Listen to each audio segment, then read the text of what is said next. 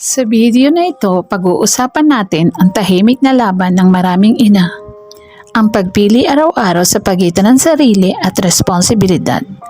Kung ikaw ay isang nanay na napagod, nag-alinlangan o nakaramdam ng guilt dahil gusto mong mangarap, ang video nito ay para sa iyo. Hindi ka nag-iisa, hindi ka masamang ina. Ina ako, pero may pangarap din ako. Masama ba akong ina kung minsan iniisip ko ang sarili ko? Kung minsan gusto kong bumalik sa mga pangarap ko, kahit may mga anak na akong umaasa sa akin? Kung isa kang ina na nahahati ang puso sa pagitan ng responsibilidad at pangarap, manatili ka hanggang dulo kasi baka pareho pala tayo. Bago ako naging nanay, may mga pangarap ako. May mga plano, may mga gustong marating. Pero nang dumating ang anak ko, parang kusa ko nang inilapag ang lahat ng pangarap ko. Hindi dahil pinilit ako, kundi dahil mahal ko.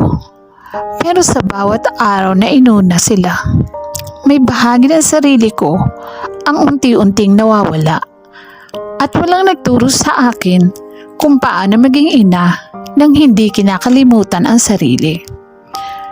May mga gabi na tahimik akong umiiyak, hindi dahil ayoko nang maging ina, kundi dahil miss ko ang sarili ko. Miss ko ang babae na may pangarap, hindi lang maging nanay.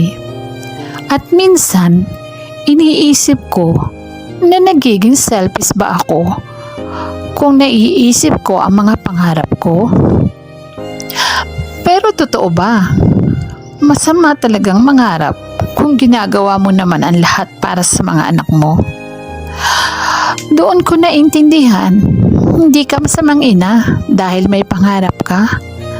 Mas mahirap kapag tuluyan mong kinalimutan kung sino ka bago ka naging nanay.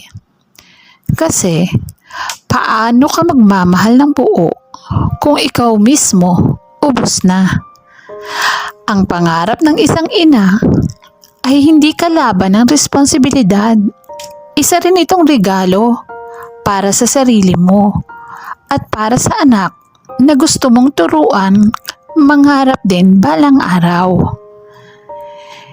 Ina ako, responsible ako, pero may pangarap din ako at hindi ko kailangang mamili kung alin ang mahalaga.